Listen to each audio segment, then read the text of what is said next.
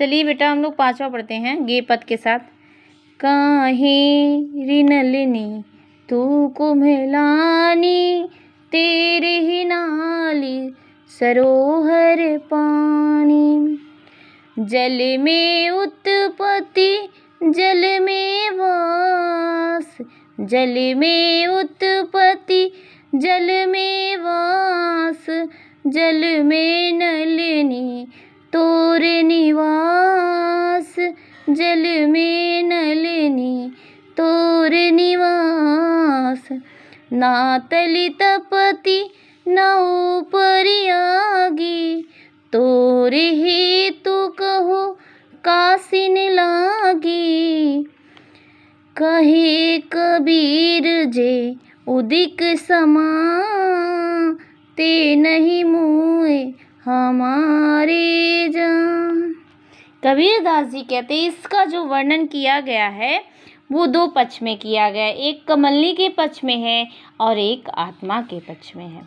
कबीरदास जी कहते हैं कि हे कमलनी, हे कमलनी, कमलनी के माध्यम से आत्मा की स्थिति पर प्रकाश डाला गया है। यहाँ कबीर ने कमलनी, कमल आपका जानती ही हैं, ठीक है। अब कुमलानी मतलब मुरझा जाना, क्योंकि कमलनी जो होती है, कमल जो होता है हमेशा पानी में रहता है, लेकिन पानी में रहने के साथ साथ उसका जो फूल है वो मुरझाया हुआ है। उसी पे हमारे कबीरदास जी इसमें व्याख्यान किए हुए हैं, बताए हुए हैं। नलिनी का मतलब होता है कमलनी, और नाली मतलब होता है डंडी, जो होता है कमल का डंडा, डंडी। तल मतलब नीचे, हेतु मतलब प्रेम, कसिन किसके, उदिक मतलब होता है चलो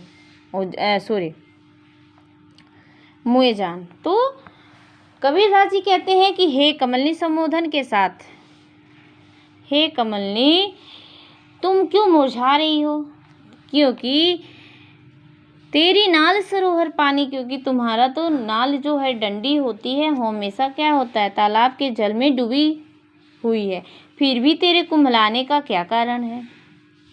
और जल में उत्पत्ति, उत्पत्ति मतलब जन्म, तुम्हारा तो जन्म जल ही में होता है। जल में वास, और तुम जल में ही रहती हो, मतलब उसी तालाब में रहती हो। तो हे कमलनी जल में नलनी तोर निवास, तुम्हारे रहने का भी स्थान तो जल ही में है। तो हे कमलनी जीवन पूर्ण करने के बाद भी तुम उसी जल में विलीन हो जाती हो, मतलब उसी में रहती हो। ना तो तुम नीचे से तपती हो, ना ही न तली तपति, मतलब न नीचे से तुम तपती हो, ना ऊपर आग, न तुम्हारे ऊपर आग है। अर्थात ना तुझे नीचे से कोई कष्ट है ना ऊपर से, क्योंकि तुम जल में स्थित हो।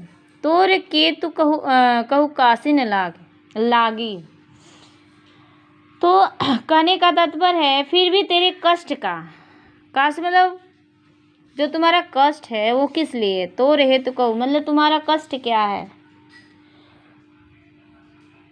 फिर तेरे कष्ट मतलब मुरझाने का क्या कारण है।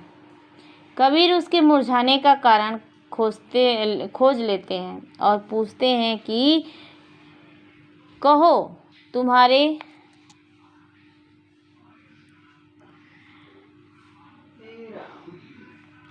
हेतु, तोर हेतु मतलब तुम्हारे प्रेम का कारण क्या है। अब तुम बताओ, हमसे छुपाओ मत, अब तुम अपनी बात बताओ, ठीक है। तुम्हारा किससे प्रेम हो गया, मतलब तुम किससे प्रेम करती हो। कहे कबीर जे उदिक समान, उदिक मतलब सूर्य। तो कबीर को प्रतीत होता है, मन ही मन में बताते हैं उदिक समान।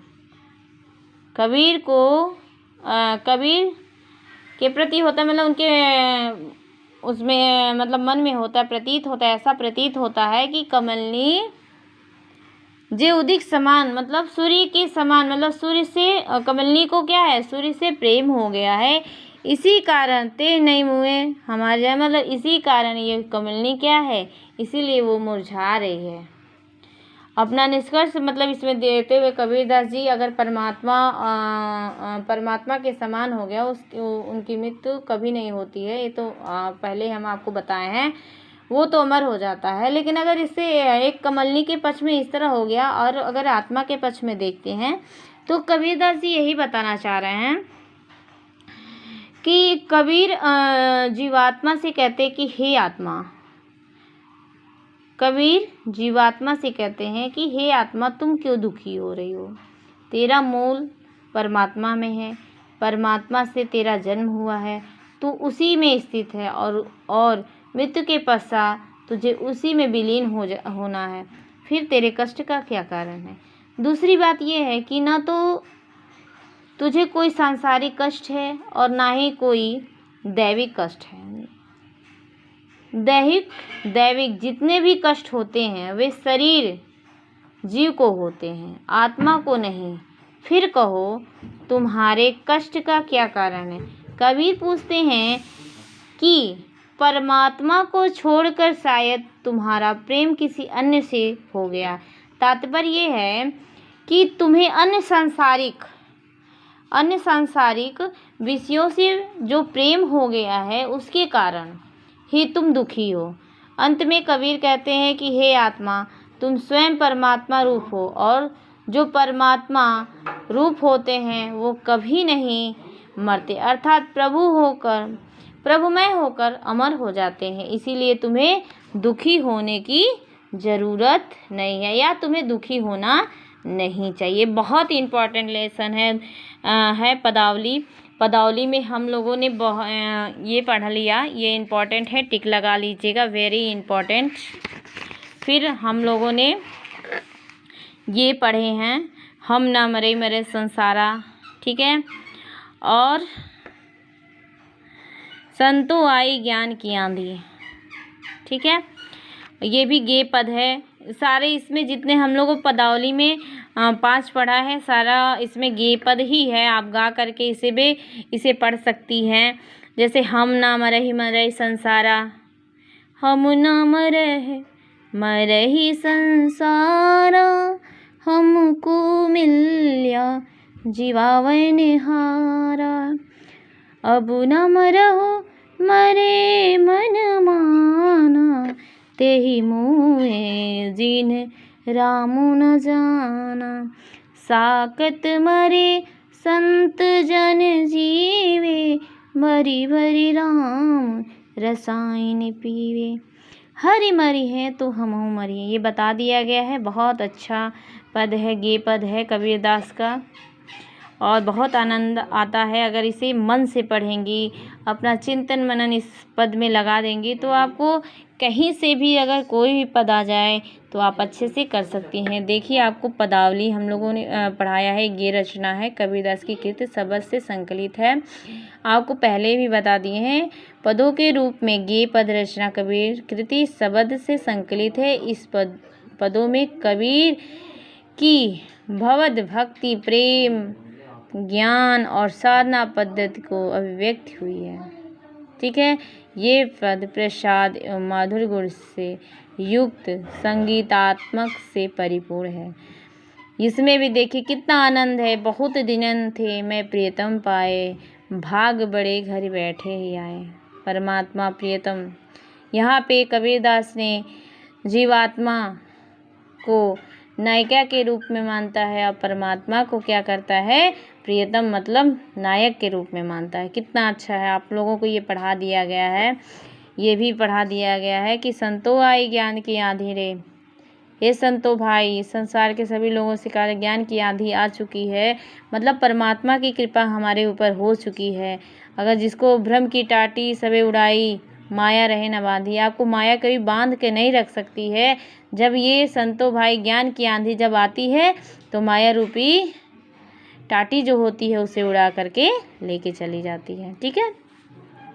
पंडित बात बदनते झूठा, कबीरदास जी कहते हैं पंडित की हर बात झूठी होती है। जो वो बोलते हैं मतलब बोलते हैं वो झूठा होता है। कहते हैं कि राम कहा दुनिया गति पाए, राम कहने से क्या दुनिया में गति मतलब मोक्ष की प्राप्ति हो सकती है? नहीं होती। खाड़ कहा मुख मीठा, खाड़ मतलब होता है गुड़, तो क्या गुड़ कहने से क्या आपका मुख मीठा हो सकता है? नहीं। पावक कहा पाँव जो दाछे, दाचे मतलब जलना, तो पाँव। क्या पावक अग्नि कहने से किसी की पाँव जल जाते हैं? नहीं ना। जल कही तृषा बुझाए, क्या जल कहने से आपकी तृषा मतलब प्यास बुझ सकती है? नहीं। तो इतने अच्छे अच्छे भाव से पदावली में या कबीरदास के कोई भी पद पढ़िए तो आनंद आ जाता है। हम आशा करते हैं कि इसे आनंद के साथ आप लोग अध्ययन करेंगी, अच्छे तरीके से पढ़ेंगी। अगर एक एक लाइन पढ़ती हैं तो इतना आनंद आता है कि आपको फिर दोबारा इस लेसन को या और भी काव्य पढ़ने का मन करेगा। काव्य में जब तक गे पद ना हो, आत्मा मतलब अंदर से, मन से अगर नहीं आप पढ़ती हैं तो आपको कभी नहीं आएगा। अगर मन से पढ़ेंगी, जिस तरह हम लोग गाना सीख लेते हैं, गाना जो हमें अच्छा लगता है, उसी तरह काव्य भी होता है।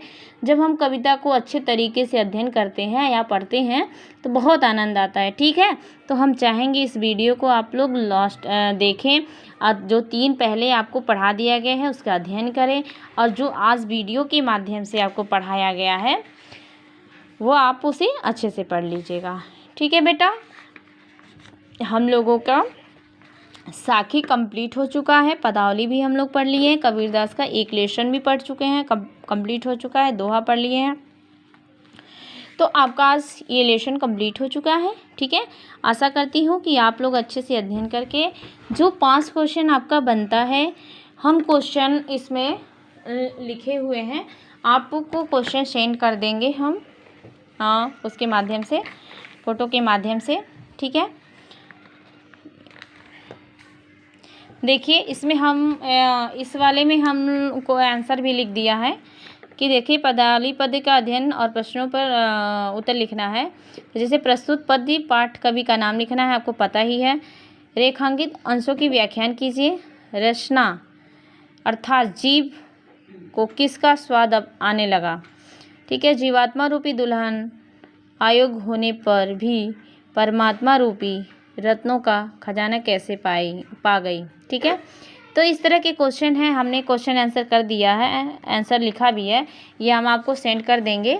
ठीक है, और आपको क्या करना है, पद मैंने उसमें कहा रेखांकित अंशों की व्याख्यान करना है, तो संतो आई ज्ञान की आंधी। ठीक है, इसका कर दीजिएगा आप लोग। फिर इस पे आधारित क्वेश्चन हम बनाएंगे और आपको सेंड करेंगे। अभी इस पे बनाए हैं। ठीक है, तो आप इसका अच्छे से लिख लीजिएगा और आपको समझा दिया गया है। ठीक है, आप आज के लिए इतना ही। घर पे रहिए, सुरक्षित रहिए, अच्छे से पढ़ाई करिए। ओके, ठीक है, बाय।